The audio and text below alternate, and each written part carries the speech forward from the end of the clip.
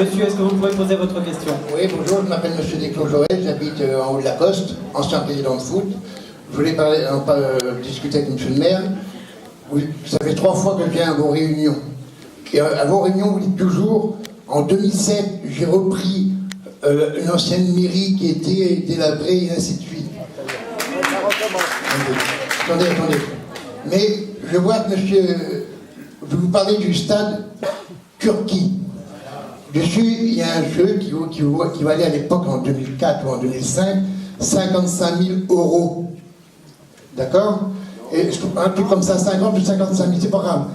Dans quel état est le stade à l'heure actuelle? Et c'est un stade, monsieur, moi je suis un ancien vendeur de matériel, je peux vous dire qu'il est très dangereux, pas de contrôle. Le stade il est déchiré, le stade il est cassé, le stade il n'y a rien de fait et les grilles sont cassées, les portes, toilettes, tout est cassé. Vous dites que vous êtes là depuis 2007, vous avez fait des choses à sécurité, mais qu'est-ce que vous avez fait pour le stade de Turquie? C'est très dangereux. Donc le stade, monsieur Alimania, si d'autres candidats souhaitent répondre, Nous avons créé un stade communautaire relativement synthétique sur le stade de Covey. Effectivement, celui-là a été laissé un petit peu à l'abandon, je le reconnais. Mais sachez, monsieur, que nous avons investi 26,5 millions d'euros et nous nous sommes payés 2 catastrophes naturelles. Je n'avais pas de baguette magique pour nous faire de coup. Donc si vous avez bien lu notre programme, il y a un beau projet pour le stade de Turquie. Et nous le réaliserons, je le budgéterai sur le BP 2014. Monsieur Meillet, le stade. Oui, simplement. Bon, effectivement, on ne peut pas nier qu'il y a eu des catastrophes naturelles. Bon, certes, mais puisque donc aujourd'hui, la trésorerie est de, je ne sais pas combien, bon, 6,5 millions, bon, je veux bien croire.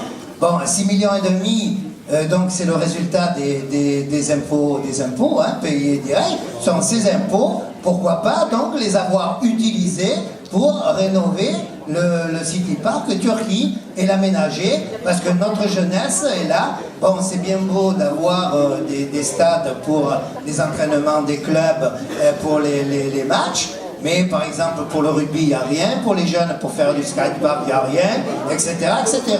Donc je pense qu'on pouvait effectivement consacrer un certain nombre de crédits pour ne pas se laisser délabrer dans cet état, ce complexe. Merci. Monsieur Formé, est-ce que vous souhaitez vous exprimer sur le stade? Sur le stade, moi je me souviens simplement de la remarque qui avait été faite par un conseiller municipal d'opposition il y a quelques mois en arrière par rapport à l'état de ce stade. J'ajouterai l'état des vestiaires aussi qui sont dans un état pitoyable.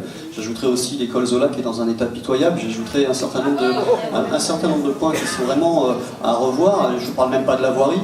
Je dirais que simplement quand on voit comment les questions sont traitées à la légère lors des conseils municipaux et celle du stade, puisque c'est de celle-ci dont il est question ici, celle du stade, M. Alimania répondait en toisant du regard comme il sait si bien le faire à l'opposition et il disait oui, eh bien il y a de l'herbe, et bon, ça fait des années que je voulais de l'herbe, mais maintenant il y a de l'herbe.